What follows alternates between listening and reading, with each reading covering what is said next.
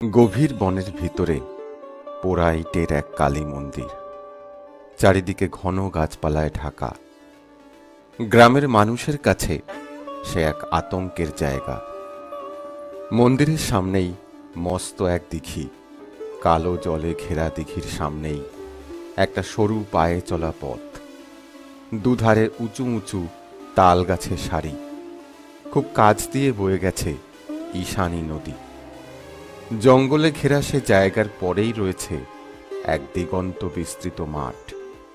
সে মাঠ পার হয়ে একটা সরু পায়ে চলা পথ ধরে এগিয়ে গেলেই তবেই অট্টহাস মায়ের মন্দিরে পৌঁছানো যায়। কিন্তু সে মাঠ পেরোনোর কথা ভাবলেই লোকের বুক শুকিয়ে যায়। যে সে মাঠ নয়, এর নাম গর্দানমারির মাঠ। কত মানুষের যে গর্দান চলে গেছে এই মাঠে ডাকাতের হাতে পড়ে, তার লেখাজোখা নেই। তবুও মানুষ নাচার, আসতেই হয় মায়ের মন্দিরে, কারণ মা যে বড় জাগ্রত। কথিত আছে সতীর অধরষ্ঠ পড়েছিল এই স্থানে, তাই এটি একটি সতীপীঠ। এই মন্দিরে তাই মানুষের আসা যাওয়া লেগেই থাকে। অপুত্রক নারীরা আসে সন্তান কামনায়, মানুষেরা এখানে আসে দল বেঁধে। সন্তান লাভ করলে আবার আসে মন্দিরে সন্তানের চুল দান করে মানত পূজা সম্পন্ন করতে। কিন্তু পূজা সম্পন্ন করেই আবার বেলা থাকতে থাকতেই মন্দির ত্যাগ করার জন্য ব্যাকুল হয়ে পড়ে তারা। মন্দিরে যাত্রীদের জন্য একটা আশ্রয়স্থল আছে, কিন্তু তার কোনো নিরাপত্তা নেই। তাই বেলাবেলি এই স্থান ত্যাগ করতে না পারলেই মুশকিল। সামনে দিগন্ত বিস্তৃত গর্দানমারির মাঠ হাঁ করে যেন গিলতে আসছে। অন্ধকার ঘনিয়ে এলেই সে পথে পথ ভুল করার সম্ভাবনা খুবই প্রবল, আর পথ ভুল করলেই পড়তে হবে ডাকাতের হাতে। তাই বেলা থাকতে থাকতেই মন্দির ফেরত মানুষেরা দল বেঁধে ঘরে ফেরার জন্য ছুটতে শুরু করে। সময়টা পলাশীর যুদ্ধের পরবর্তী যুগের বাংলা। কোম্পানির যুগ তখন সবে শুরু হয়েছে, তেমনভাবে জাঁকিয়ে বসেনি। পুলিশি শাসন তেমন জোরালোও হয়নি। কিছু কিছু পুলিশ ফাঁড়ি এখানে ওখানে থাকলেও তাদের সংখ্যা খুবই কম। এর সুযোগ নিয়ে মাথাচাড়া দিয়ে উঠছে ডাকাতের দল। তাদের দৌরাত্মে সাধারণ মানুষের জীবন ক্রমশ দুর্বিষহ হয়ে উঠেছে। অট্টহাস কালী মন্দিরের কাছেও একদল ডাকাত ভয়ানক শক্তিশালী হয়ে উঠেছিল। এদের দলে বহু দূর থেকে ডাকাতেরা এসে ভিড়ত। কাটোয়া, হালিশহর, এমনকি হুগলি থেকেও গঙ্গার বুকে নৌকা করে এসে ঈশানী নদী বেয়ে তারা অট্টহাস মন্দিরের জঙ্গলে এসে হাজির হতো। দিনের বেলা নদীতে ছোট্ট নৌকায় মাছ ধরে অথবা কারো জমিতে চাষের কাজ করে সময় কাটিয়ে রাতে ডাকাতি করত। সংখ্যায় তারা অনেক। এদের দলে যেমন বাঙালি তেমনি অবাঙালি ডাকাতও থাকত। ভুলক্রমেও এদের হাতে পড়লে আর রক্ষা নেই, ধনে প্রাণে মারা পড়তে হবে।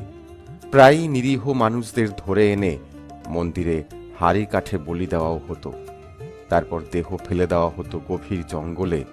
শেয়াল আর হিংস্র পশুদের খাদ্য হতো সেই সব হতভাগ্যেরা, অথবা দেখা যেত মুন্ডহীন লাশ ভেসে যাচ্ছে ঈশানী নদীর জলে। সেদিন গভীর রাত, থেকে থেকে পেঁচা আর শেয়ালের কলরব শোনা যাচ্ছে।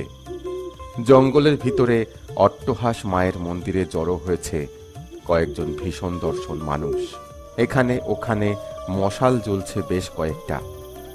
রক্তলাল বস্ত্র পরিহিত এক বয়স্ক কিন্তু টানটান চেহারার এক মানুষ মন্দিরের ভিতরে পূজার আয়োজনে ব্যস্ত।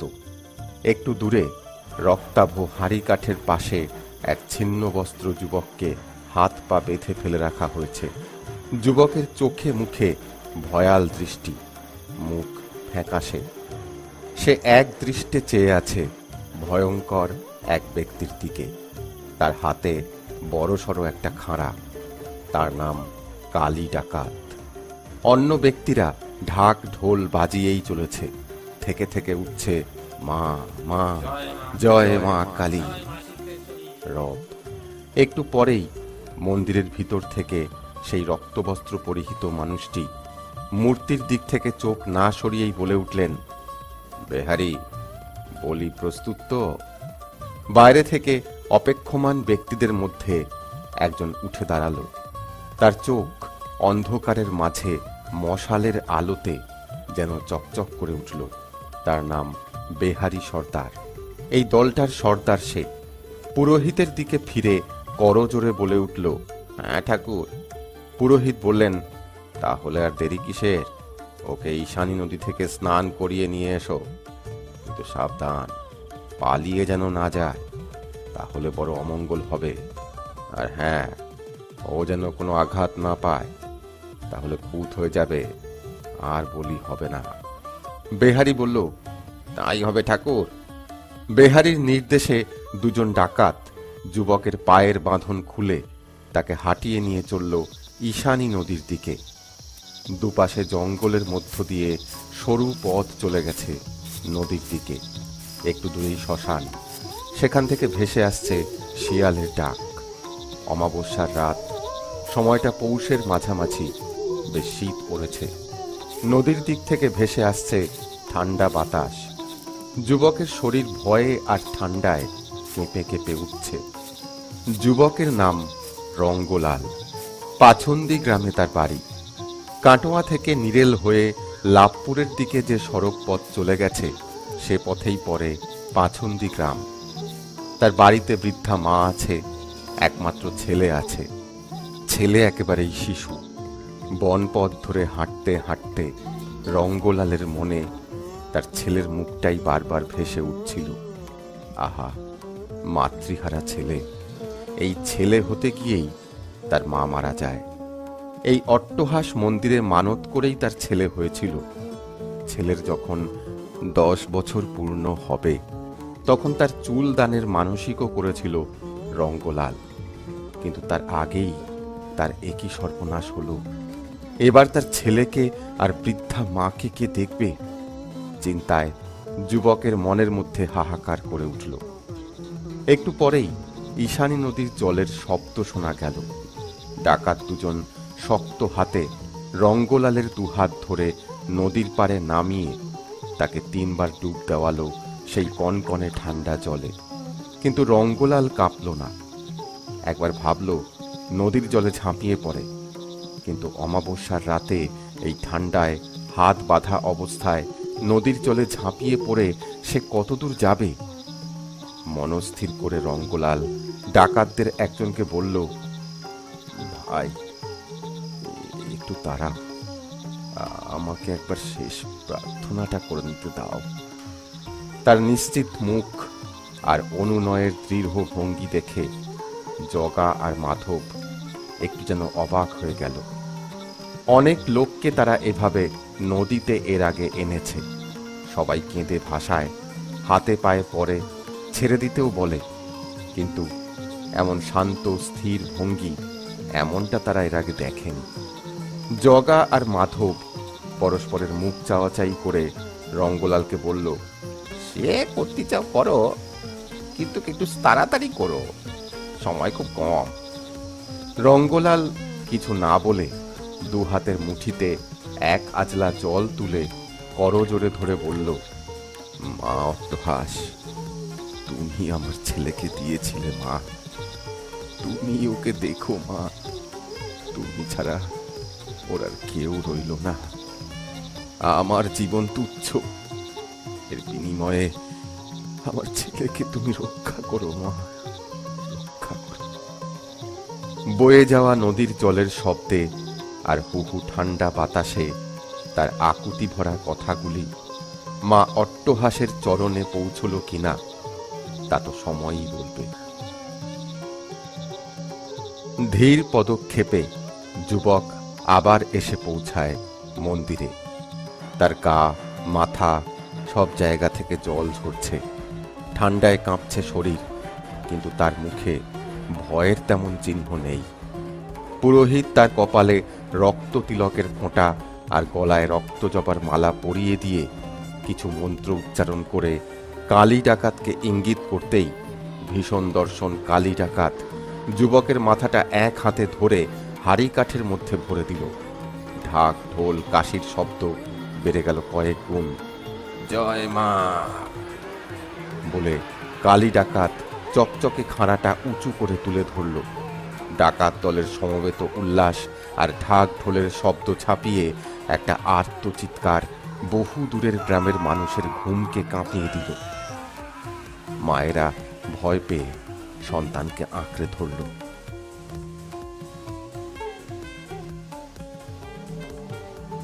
এই ঘটনার বেশ কয়েক বছর পরের কথা।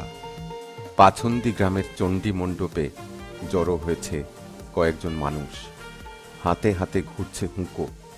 চণ্ডী মণ্ডপের বাইরে বেশ অন্ধকার হয়ে এসেছে। সমবেত মানুষের মধ্যে উপস্থিত আছেন গ্রামের ভট্টাচার্য মশাই। তিনি প্রবীণ মানুষ। কথাবার্তা হচ্ছিল অট্টহাস মন্দিরে পুজো দিতে যাওয়া নিয়ে। এবারে গ্রামের বেশ কয়েকজন লোক, নারী পুরুষ, ভট্টাচার্য মশাইকে ধরেছে অট্টহাস মন্দিরে পুজো দিতে নিয়ে যেতে হবে। ভট্টাচার্য মশাই বেশ কয়েকবার সেখানে গিয়েছেন, কিন্তু এবার যেন তিনি কেমন একটু দ্বিধাগ্রস্ত। শচীশ সামন্ত বেশ অবস্থাপন্ন লোক, কিন্তু তার একমাত্র ছেলের এখনো কোনো সন্তানাদি না হওয়ায় তার মনে দুঃখের শেষ নেই। তিনি চাইছেন অট্টহাস মন্দিরে মানত করে যদি নাতি নাতনির মুখ দেখা যায়। তাই তিনি এসে ধরে পড়েছেন ভট্টাচার্য মশাইকে। তার সাথে আরো বেশ কিছু লোক সঙ্গী হিসেবে জুটেছে। সবারই উদ্দেশ্য একবার অট্টহাস সতীপীঠ দর্শন করে আসা। ভট্টাচার্য মশাই কিন্তু কেমন যেন নারাজ। দ্বিধাগ্রস্ত কণ্ঠে তিনি বললেন, আরে তো যাওয়া যায়, গেছিও আমি কয়েকবার, কিন্তু যতবার গেছি তার মধ্যে বেশ কয়েকবার আমার সঙ্গে যেত ওই রঙ্গলাল, কিন্তু সেই যখন নেই তখন তার উপর আবার গেল কি জানো, তার ওই ছেলেটা, ওই যে আমাদের ওই বাপ মাহারা ছেলে সঞ্জয়, এখন তো এই 10-এ পা দিয়েছে। তা ওই বাপ ওই রঙ্গলাল মানত করেছিল ছেলে ওই 10 বছরের হলে অট্টহাসে ছেলের চুল দান করবে। এখন ওর ওই বুড়ি ঠাকুরমা, ওই আমাদের রঙ্গলালের মা এসে আমাকে ধরেছিল ওই নাতির চুলটা এবার দান করে আসতে হবে, কিন্তু এই বয়সে আর সাহস পাইনি। সে যে সে পথ নয়, গর্দানমারির মাঠ দিয়ে যেতে হয়, প্রতি পদে ডাকাতের ভয়। পাঁচু বলে উঠল, এই কে ঠাকুর মশাই, আপনি তো বেশ কবার গেলেন, ঘাত ঘোত সব জানেন, আর দলেও আমরা এবার বেশ ভারী আছি, ওই 15-20 জনের লোক যাবে। ও আপনি চিন্তা করবেন না, একটা ভালো দিন দেখেন সবাই মিলে রওনা দিই, আর সঞ্জয়কে আপনারা সবাই আগলে নিয়ে যাব। সবাই পাঁচুকে সমর্থন করল। শচীশ সামন্ত আবার বলে উঠলেন, এই ঠাকুর মশাই, এইবারটি চলুন, নাতি নাতনির মুখ এখনো দেখতে পেলাম না, মনে বড় অশান্তি। ও যাতায়াতে যা খরচ সব আমি দেব, কাউকে 1 পয়সা খরচ করতে হবে না। ওই পাঁচি দেখে আপনি এটা শুভ দিন বলে দেন। ভট্টাচার্য মশাই অবশেষে বললেন, দেখো বাপু, ওই শুভ দিন বলতে তো অমাবস্যে, আর যেতে হবে তার আগের দিন। চুল দান করার জন্য একজন নাপিত যেতে হবে। পাঁচু বলে উঠল, এই যে ঠাকুর মশাই, সে তো আমি আছি, ও আপনি কোনো চিন্তা করবেন না, শুধু বলেন কবে যেতে হবে। ভট্টাচার্য মশাই সাথে রাখা পঞ্জিকার পাতা উল্টে দেখতে লাগলেন।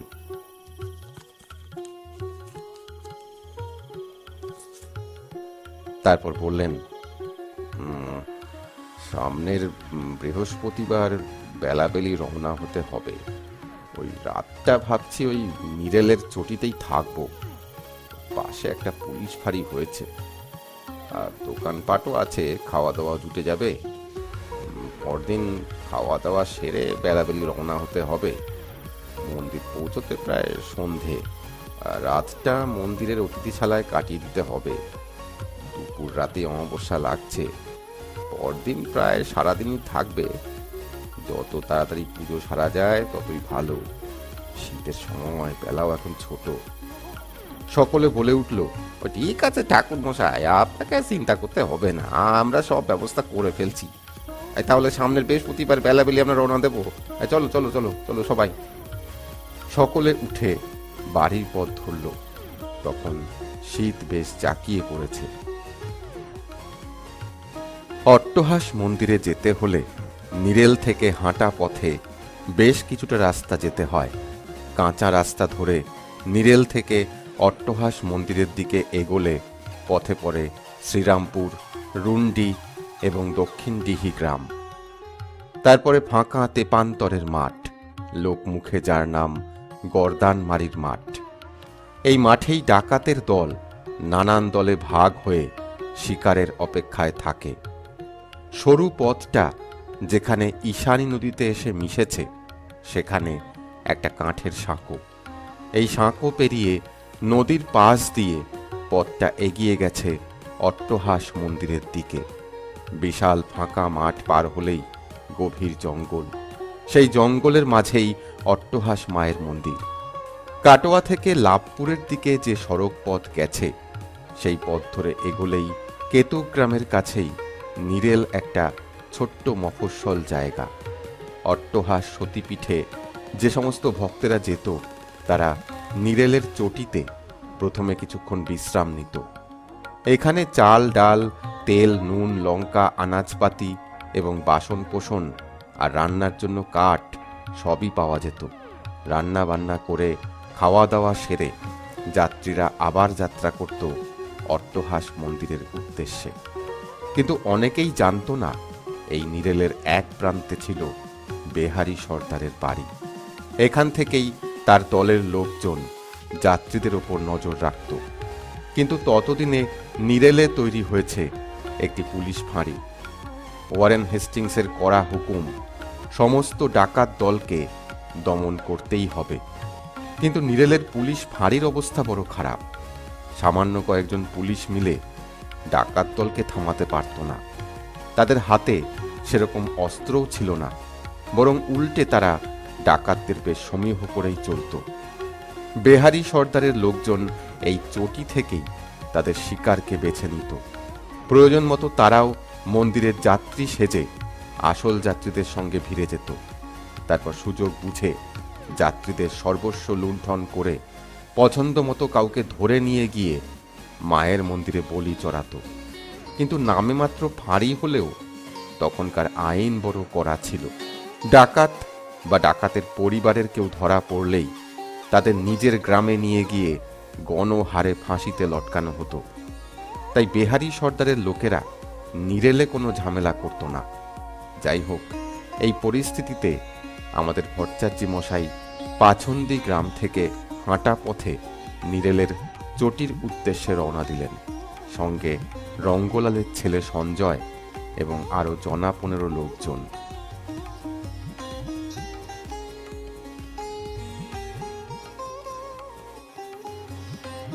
সেদিন সন্ধ্যার পরে বেহারি সর্দারের বাড়িতে জড়ো হয়েছে কয়েকজন ডাকাত।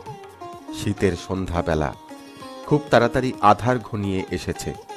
ডাকাতদের সামনে রয়েছে এক হাঁড়ি তাড়ি। সেই তাড়ি পান করে সকলে বেশ মত্ত হয়ে উঠেছে।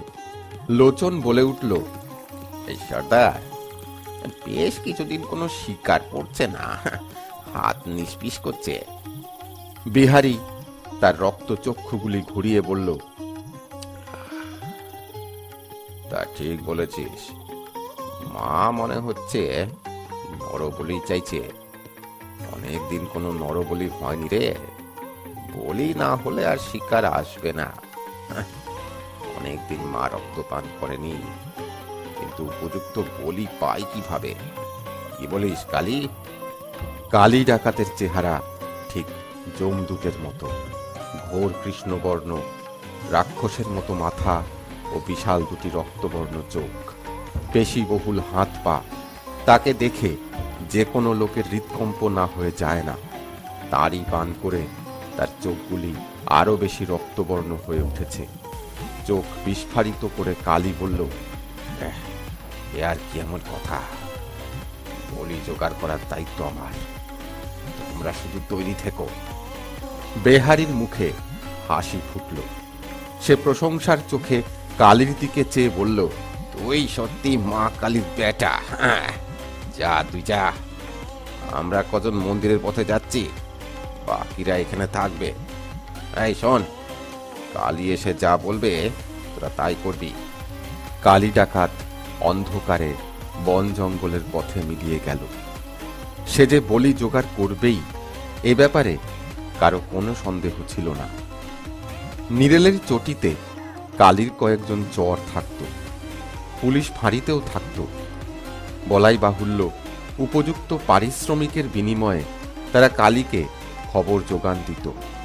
কালী সরাসরি নিরেলের চটিতে গিয়ে উঠল না। চটির মালিক তাকে ভালো করেই চেনে, দেখলেই পুলিশে খবর দেবে। তাই সে তার চরের বাড়িতে গিয়ে উঠল এবং খবর জোগাড় করল যে বেশ কয়েকজন যাত্রী সঙ্গে একটি ছোট ছেলেকে নিয়ে চটিতে এসে আশ্রয় নিয়েছে। তারা পরদিন বেলাবেলি অট্টহাস মন্দিরের উদ্দেশ্যে রওনা দেবে। কালী নিশ্চিন্ত মনে বেহারি সর্দারের বাড়িতে চলে এলো এবং দলের বাকি সবাইকে কি করতে হবে তা ভালো করে বুঝিয়ে দিল। পরদিন ভট্টাচার্য মশাইয়ের সমস্ত দলটি বেলাবেলি খাওয়া দাওয়া সেরে অট্টহাস মন্দিরের দিকে রওনা দিল। গ্রামের রাস্তা, দুপাশে তাল খেজুর গাছের সারি, মধ্যে পড়ছে দু একটা দীর্ঘ বট ও অশ্বত্থের গাছ।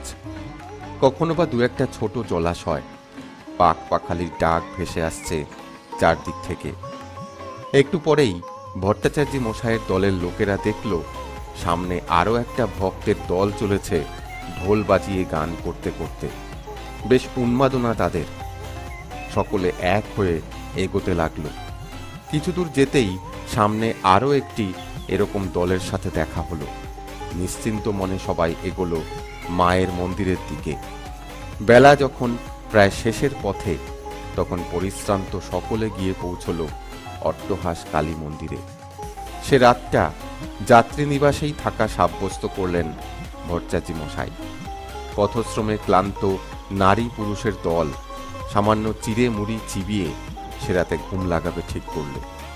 পরদিন মধ্যাহ্নে পুজো সেরে আবার ঘরে ফিরবে তারা। ভট্টাচার্য মশাই হুঁকো হাতে বসলেন অতিথিশালার দাওয়ায়। পাশে অন্য দলের আরো দু একজন বয়স্ক মানুষ। সবার মধ্যে আলাপ পরিচয় বিনিময় হতে লাগলো। কথায় কথায় জানা গেল যে অন্য দলগুলি এসেছে বীরভূমের দিক থেকে। তারা তীর্থ করতে বেরিয়েছে। পথে ফুল্লরা সতীপীঠ দর্শন করে তারা এখানে এসেছে। দলের প্রধান যে বয়স্ক মানুষটি, তার পরনে ভালো ধুতি, গায়ে একখানি চাদর, তারও হাতে একটা হুঁকো। তিনি ভট্টাচার্য মশাইকে বললেন, মশাইয়ের নিবাস? ভট্টাচার্য মশাই বললেন, পাছন্দি গ্রাম। ও ভালো। তা আপনার সাথে ওই ছোট ছেলেটি কে? আপনার নাতি বুঝি? ভট্টাচার্য মশাই বললেন, হ্যাঁ, তা বলতে পারেন। ওই গ্রাম সুবাদে নাতি বলা যায়। আমাকে ঠাকুরদা বলেই ডাকে। ওর মা বাবা কেউ নেই, ঠাকুরমার কাছে থাকে। তা সে বুড়ি খুব করে ধরে পড়লে ওর চুলদানের মানসিক ছিল। এই মা অট্টহাসের দৌড় ধরেও হয়েছে কিনা। এমনিতে ওদের অবস্থা ভালো নয়। কয়েক বিঘা ধানি জমি আছে, আর ওই বুড়ি চরকায় সুতো কেটে চালায়। তা ছেলেটা বড় ভালো, তাই নিয়ে এলাম ওর মায়ের মানসিক পূরণ করার জন্য। বয়স্ক মানুষটি বললেন, তা বেশ করেছেন। তা রাত তো বেশ হলো, এবার চলুন শুয়ে পড়া যাক। আর দেরি করা ঠিক হবে না।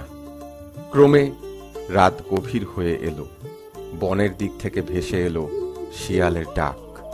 ক্লান্ত যাত্রীরা শয্যা গ্রহণ করল। সকলের অলক্ষ্যে শুধু একদল লোক তৈরি হতে লাগলো। রাত যখন প্রায় 2 প্রহর হবে, তখন হঠাৎ মন্দিরের দিক থেকে ভীষণ শঙ্খ, ঘণ্টা আর ঢাক ঢোলের শব্দ ভেসে এলো। মশালের আলোয় আলোকিত হয়ে উঠল মন্দির প্রাঙ্গণ। ভয়ার্ত যাত্রীরা চমকে শয্যা ত্যাগ করে উঠে বসল। ভট্টাচার্য মশাই তার পাশে শুয়ে থাকা সঞ্জয়কে দেখতে পেলেন না। তিনি ঘরের এদিক ওদিক খুঁজলেন, তারপর উন্মাদের মতো ছুটে গেলেন মন্দির প্রাঙ্গণে। সেখানে তখন জনা 50 বলিষ্ঠ চেহারার লোক লাঠি তলোয়ার বল্লম হাতে জড়ো হয়েছে। পাশেই হাড়ি কাঠের দিকে চোখ গেল তাঁর। সেখানে ভয়ার্ত মুখে ফ্যালফ্যাল করে চেয়ে দাঁড়িয়ে আছে সঞ্জয়।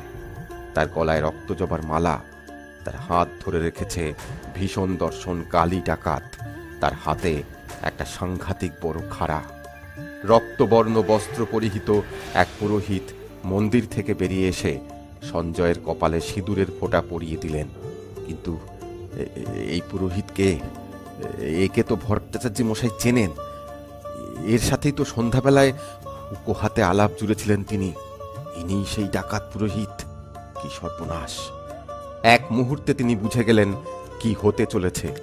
ছুটে যেতে চাইলেন হাড়ি কাঠের দিকে। দুজন ডাকাত দুদিক থেকে এসে তাকে ধরে ফেলল। তার হাত বেঁধে ফেলে রাখল মন্দিরের চাতালে। ভট্টাচার্য মশাই চিৎকার করতে লাগলেন, ওকে ছেড়ে দাও তোমরা, ওর বাবা মা কেউ নেই, ও চলে গেলে ওর বংশে কেউ থাকবে না। ওরে তোরা আমায় বলি দে, তোরা আমায় বলি দে। বেহারি বলে উঠল, আহ, কেন মিছে ঘ্যান ঘ্যান করতে নেগেছ ঠাকুর? ওর মতো বলি মা অনেকদিন পায়নি। আনন্দ করো, ও মায়ের কাছে চলে যাচ্ছে, আনন্দ করো। ভট্টাচার্য মশাই কেঁদে ফেললেন। কালী মায়ের উদ্দেশ্যে বললেন, মা, আমার পুজো দেওয়া যদি সার্থক হয়, আমি যদি প্রকৃত ব্রাহ্মণ হই, তুই ওকে ছেড়ে দে মা, ওকে ছেড়ে দে। দয়া কর পাশানি, দয়া কর, আমার রক্ত নে মা, দাদু ভাইকে ছেড়ে দে মা। ঢাক ঢোল ঘণ্টার শব্দের মাঝে পুরোহিত মন্ত্র পড়ে ছোট্ট সঞ্জয়ের মাথাটা হাঁড়ি কাঠে ঢুকিয়ে দিয়ে কালী ডাকাতকে ইঙ্গিত করতেই সে মা মা রব তুলে মস্ত খাড়াটা তুলে ধরল। ভট্টাচার্য মশাই আবার কোঁকিয়ে উঠলেন, মা, রক্ষা কর তুমি ওকে। যাত্রীদের মধ্যে মহিলারা সে দৃশ্য আর তাকিয়ে দেখতে পারলেন না। তারা কেঁদে চোখ বন্ধ করে ফেললেন। আর কয়েকটি মুহূর্ত মাত্র, তারপরেই ছোট্ট সঞ্জয়ের ছিন্ন মস্তক লুটিয়ে পড়বে মাটিতে।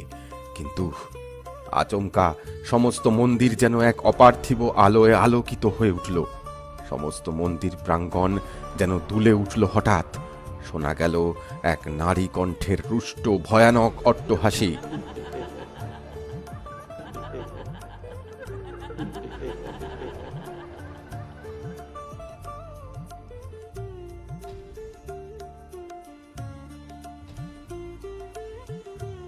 ডাকাতের হাতের খড়গ হাতেই রয়ে গেল। সে যেন আর নড়তেই পারছে না। স্বয়ং মা অট্টহাস ছুটে এসেছেন ভক্তের ডাকে সাড়া দিয়ে। নিজ হাতে বন্ধন মুক্ত করে দিয়েছেন সঞ্জয়কে। তার রোষ কষায়িত মুখের দিকে কোনো ডাকাতের আর তাকানোর ক্ষমতা নেই। সবার হাত পা যেন অসাড় হয়ে গেছে। সবাই মাথা নিচু করে দাঁড়িয়ে আছে। ক্রমে ধীরে ধীরে সে আলো মিলিয়ে গেল। দেবী মূর্তি অন্তর্হিতা হলেন। বৃদ্ধ ভট্টাচার্য মশাই ছুটে গিয়ে সঞ্জয়কে জড়িয়ে ধরে মূর্ছা গেলেন। ডাকাতের দল ধীরে ধীরে মন্দির প্রাঙ্গণ ত্যাগ করে চলে গেল। তাদের হাতের অস্ত্র, ঢাক ঢোল সব পড়ে রইল এখানে ওখানে।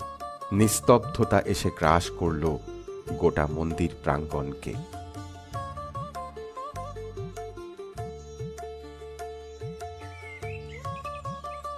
পরদিন ভোর হলে সবাই দেখল তখনও ভট্টাচার্য মশাই ছোট্ট সঞ্জয়কে আগলে পড়ে আছেন। ডাকাতদের কোথাও কোনো চিহ্ন নেই। সবাই অট্টহাস মায়ের নামে জয়ধ্বনি দিয়ে তার পূজা সম্পন্ন করে মন্দির প্রাঙ্গণ থেকে বাড়ির পথ ধরল। তাদের পুজো আজ সার্থক। সেই থেকে অট্টহাস মন্দিরে নরবলি বন্ধ হয়ে গেল। ডাকাতের আনাগোনাও বন্ধ হয়ে গেল। তারপর ঈশানী দিয়ে বয়ে গেছে অনেক জল। আজও আছে সেই মাঠ, সেই বন, আর রয়েছে সেই অট্টহাস মায়ের মন্দির।